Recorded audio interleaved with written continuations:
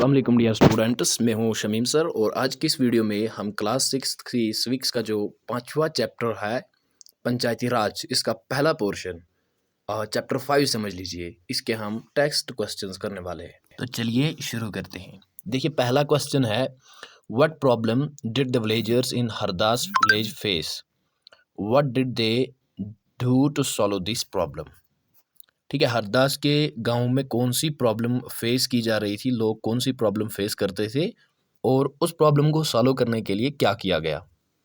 तो इसका आंसर है, the villagers in Hardas village faced the problem of drinking water shortage. They did the following tasks to solve this problem. They deepened the two hand pumps.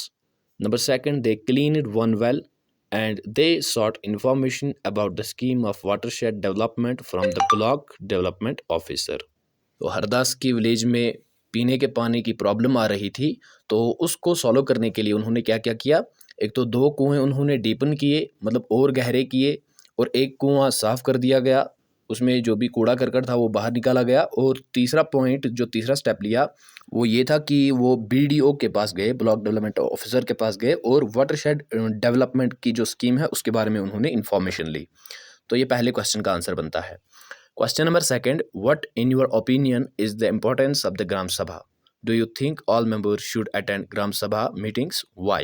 तो दूसरे सवाल में पूछा जाता है कि आपके अकॉर्डिंग, आपके ओपिनियन के हिसाब से ग्राम सभा का मतलब क्या है, इसकी इम्पोर्टेंस क्या है, इसकी अहमियत क्या है।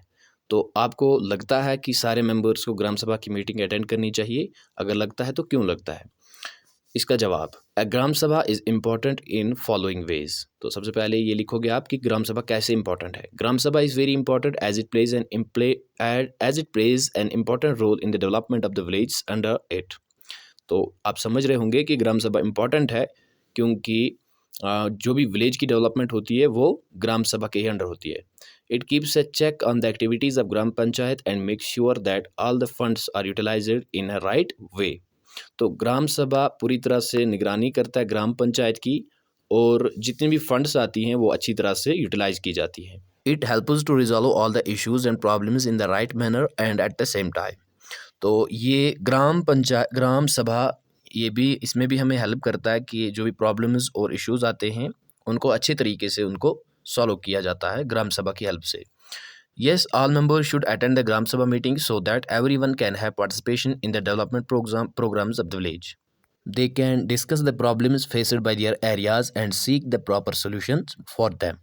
तो दूसरा जो क्वेश्चन इसी में है उसका आंसर बनेगा कि हाँ, बिल्कुल हर किसी मेंबर को ग्राम सभा की मीटिंग अटेंड करनी चाहिए ताकि वो वहाँ से अच्छी तरह से डिस्कस कर ले कि कौन सी प्रॉब्लम का क्या सोल्यूशन है। Question number 3, what is the link between a Gram Sabha and the Gram Panchayat. Gram Sabha और ग्राम पंचायत के दरमियान क्या लिंक है। आंसर, ग्राम सभा वर्क्स ओवर सेवरल ग्राम पंचायत। ग्राम सभा ग्राम पंचायत के ऊपर ही काम करता है, यानी कि ग्राम सभा की लेवल ग्राम पंचायत से ऊपर होती है। ग्राम panchayat are members of Gram Sabha, और ग्राम पंचायत जो होते हैं मेंबर होते हैं ग्राम सभा के। ग्राम सभा controls and approves the spending of money received from the government. तो ग्राम सभा ही अप्रूव करता है या कंट्रोल करता है जो मनी खर्च की जाती है, गवर्नमेंट से जो ली जाती है, वो ग्राम सभा ही उसे कंट्रोल करता है। Question number 4, take an example of uneven task done by a panchayat in your area और nearby rural area and find out the following. Why it was taken up, where the money comes from, whether or not the work has been completed। तो आपने एक example लेनी है पंचायती राज ने जो काम किया होगा, या तो अपने एरिया से या नियर बाय रूरल एरिया से। तो उसके बाद देखना है कि why it was taken up, ये क्यों किया गया था, ये क्यों लिया गया था, या पैसा कहाँ से आया उस काम के लिए, और क्या वो काम अभी कंप्लीट हुआ या नहीं हुआ। तो इसका answer, in my locality the panchayat has taken up repairs of drains. तो यहाँ पे हमने ये लिख लिया है कि पंचायत ने ड्रेन्स की रिपेयरमेंट की है। It was taken up because the drains were in damaged condition, dirty water was spreading onto the streets and busy roads। तो पहले पार्ट का आंसर यही होगा कि ये इसलिए इनिशिएटिव लिया गया था क्योंकि ड्रेन्स डैमेज हो गई थी और गंदा पानी जो है वो गलियों में, कोचों में, या जो बिजी रोड्स होते हैं जहाँ पे आमदोरफ्त होती है वहाँ पे गंदा पानी आ रहा था। तो ये पहले पार्ट का आंसर होगा। Number 2 is the money came from taxes, funds, grants and donations. तो दूसरे पार्ट का आंसर है कि जो मनी आ रही है वो टैक्सेस जो हम पे कर रहे हैं, फंड्स वगैरह जो गवर्नमेंट ग्रांट्स वगैरह हमें प्रोवाइड कर रही है वहाँ से। And number third, the work is in process, it will be finished by the end of the year. तो अब अपने हिसाब से लिख सकते हो। तो यहाँ पे लिखा गया है, मैंने लिखा है कि काम अभी प्रोसेस में है, 1 साल लग सकता है, इस साल के आखिर में काम को फिनिश किया जाएगा। और फिफ्थ क्वेश्चन है, what is the difference between a Gram Sabha and a Gram Panchayat? Gram Panchayat और ग्राम सभा में क्या फ़र्क है? Answer, Gram Sabha consists of all the adults of village, while Gram Panchayat is elected by the members of the Gram Sabha for a period of 5 years.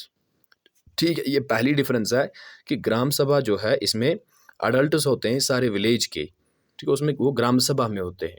और ग्राम पंचायत जो है ये elect की जाती है, जो ग्राम सभा के मेंबर होते हैं वही ग्राम पंचायत को इलेक्ट करते हैं 5 सालों के लिए। तो ये पहली डिफरेंस है। Number second, the area of Gram Sabha is the entire village, whereas Gram Panchayat is divided into wards represented by ward councillors.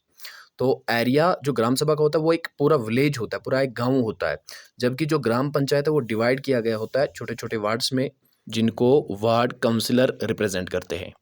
And number third difference is, Gram Sabha puts control over Gram panchayat.